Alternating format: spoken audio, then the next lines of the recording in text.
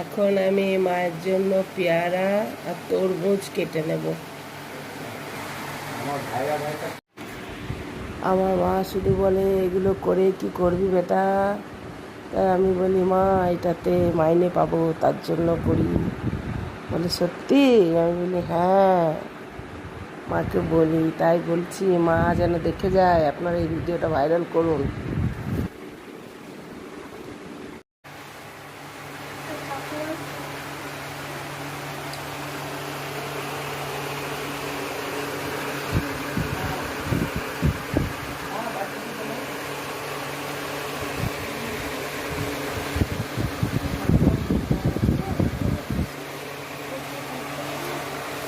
খাও।